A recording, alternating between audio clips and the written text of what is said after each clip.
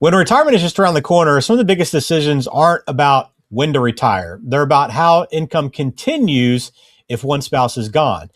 Pension options can look straightforward on paper, but the trade-offs for them are anything but straightforward. So we're going to talk about a listener question today that really highlights a common decision that a lot of couples face when it comes to a pension.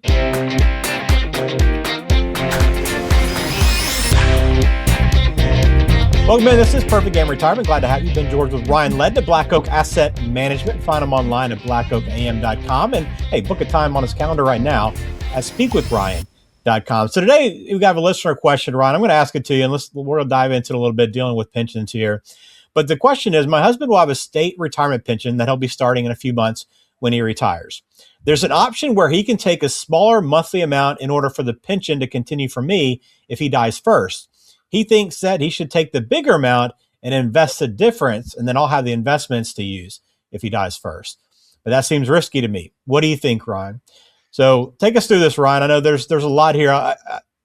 What risk really is the pension actually protecting against? Let's start there. Yeah, a couple things. Probably the biggest thing is longevity risk. We deal if it's the state pension I'm thinking of. We work with a lot of state pension employees, especially in the education world, and it's one of the greatest pensions I've seen out there because, if it's a TRS pension system, then it's a 3% raise each year, so it's 1.5 in January and 1.5 in July. Just that 3% each year. A lot of pensions don't have that. My dad's a pension guy; he doesn't have a COLA, so it's whatever he retired at is what he gets, and he's gotten that ever since. So that adds up, especially in high inflation rates since that we've had. So 3% may not be keeping up with current or most recent inflation rates the past few years, but at least it is something. At least it's not zero for a lot of people. So, but that pension, it's transferring risk is essentially what it is. Now, I get it. There's always risk of how solvent these pension systems are. Again, the state pension system for educators is really, really good. Private sector pensions, you can do some research on those to see how well funded that they are. And they may have a lump sum option, but pensions is transferring risk. It's transferring risk of that income over the course of their life. And without knowing the very specifics of these listeners and their nest egg and monthly income, Social Security, all those things, so many different variables there. I would think long and hard, and we'll unpack this more. But think long and hard about taking the higher pension option, but it's not protecting the other spouse. Now, especially if there's an age difference or an age gap. Yeah, you may take a bigger hit taking a different pension option that covers your spouse, but it depends on your spouse's situation. If something were to happen to you, what is your spouse's situation? What if you collect your pension and it's only 2 years worth of a pension? Now that pension's gone.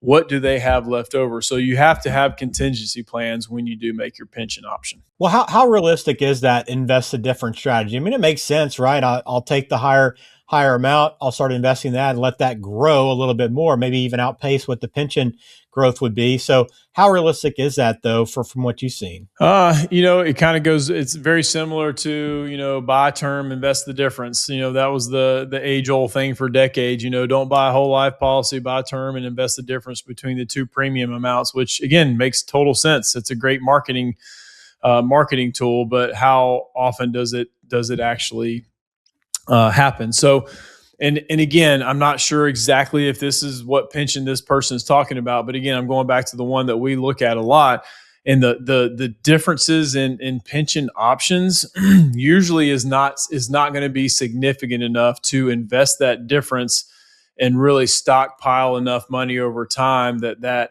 difference invested over time then would create the same income, or at least 75% maybe of income that you're getting off this pension. Usually it makes sense to take a monthly hit, if you will, to that pension amount, but it gives you the peace of mind it's covering that spouse as well in full. So again, it all depends on the spouse who is left behind. If that pension person precedes them in death, it is very important to know what kind of financial situation they are in. Some even pension options, they call it a pop-up, meaning if the spouse passes away, who's not the recipient of the pension, if they pass away, then the person that's left behind who earned the pension, then it pops back up to the higher amount. So they take an actuary hit on a monthly basis that their monthly pension amount is lower while the other spouse is still alive. But if the other spouse passes away, then it bumps back up, hence the name pop up. It pops back up to the higher amount. So a lot of different options to think about. But really going through and looking at contingency plans of these pensions and the lesser dollar amount, what does that do, again, from a transfer risk standpoint? I don't know when you look through this, right? I know there's going to be other income sources that will be coming in, so it kind of helps balance some of that out and adds to that pension amount. What other sources would there be? What are some things you got to kind of factor in when you're making this decision? Yeah, I mean, obviously, Social Security. If both individuals were putting into the Social Security system, not every job pays into Social Security, so you want to make sure of that, because obviously, if one spouse dies, you keep the higher of the two. So you do want to do some planning as far as that goes. So if we do take a certain pension amount, maybe we're delaying or doing other things with Social Security. That way, from a legacy standpoint, if we delay the higher income earning spouse until 70, then the other spouse at least keeps the higher amount. So there's definitely some strategies involved there if they both paid into Social Security as well with pensions. So Social Security is essentially a pension. Again, we've done previous shows on what modifications there could be to Social Security one day. Could there be a cap? Could there be a limit? Could we change the full retirement age from 67 to 69? A bunch of different things to think about there. But what other, Social Security benefits do we have? What kind of investment accounts, what other personal accounts that we do have that can bridge that gap? What income is needed if one spouse were to pass away? Usually it's not 50%. Some people are like, well, there's one less person, so it's half the income. My personal experience, I have not seen that be the case. Maybe 80%, maybe 75%. That number is going to be different for everybody, but it's not like your monthly income needs just get all of a sudden cut in half. So you need to plan for that and see what that looks like. But yeah, is there annuities? Are there other small pensions? And I say small pensions, I've had clients that go, oh, I got a small pension, I'm not going to even count that. I'm like, well, how much is it? Well, it's $300 a month. I'm like, that's like, let's count that. $300 a month. It's money. So let's total that up and see what that works out. So yeah, just pulling in all sources of income and accounts to make a plan for this. Well, then I think you got to ask the question too. Who's going to have the most risk here, right? And who's going to feel it the most? I mean, that's got to factor in a little bit to this decision here too, Ryan. So how do you kind of answer that and figure out that part of this equation?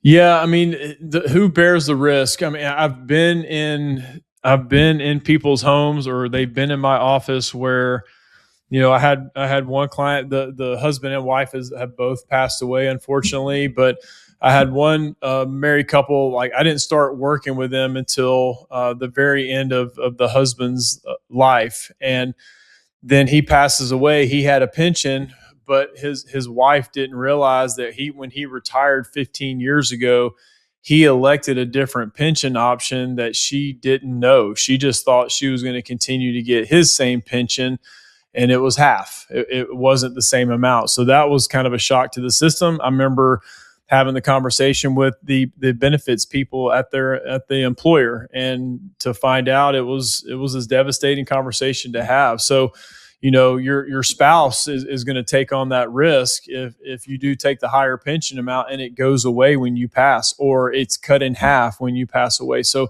these are all scenarios you need to run through and be aware of. But then, going to your company's HR and really going through, seeing those plan documents of what the pensions look like.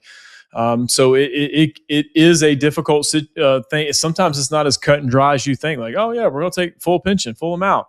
Maybe that's the case, but maybe you take 75% of the pension. Just every pension has different options, and running through those different options with an advisor is probably going to be your most beneficial decision, because there's a lot of risk. I mean, that's a permanent thing. Usually when you make that election, there's no going back. So it is a very, very important decision. You got to make sure, again, all your ducks are in a row before you sign on that dotted line. Well, when does the survivor option actually make more sense, Ryan? Just kind of generally speaking here for this situation we're trying to work through for this person, when does that actually make sense? Yeah, from a generality standpoint, it's usually if maybe there was the working spouse who has the pension, and then there's a stay-at-home parent. That stay-at-home parent may not have, much investable assets on their own. No retirement accounts to speak of. Maybe they do have some, but they're limited. Maybe they did contribute to a spousal Roth IRA. So they do have some assets. Now, obviously, their spouse who passes away, if they have a retirement plan, they do receive those assets. But generally speaking, if you have one spouse that kind of stayed at home and did not work as much, in general, usually taking the spousal options is kind of a no-brainer. But I mentioned that pop-up scenario, so maybe that's an option to take if the stay-at-home spouse passes away first, then the pension employee it pops up to the higher amount. Or you can just take a straight 100% survivor benefit. So that's usually the case when there's one spouse that doesn't work as much and may not have as big a nest egg. In general, that's usually the best time to take that spousal, full option.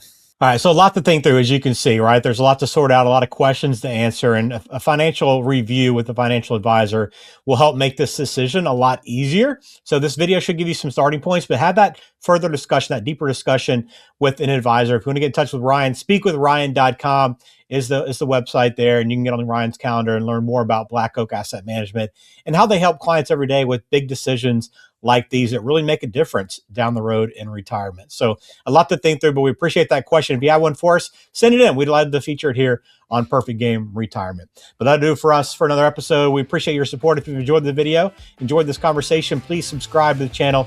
We'll talk to you again soon. Take care.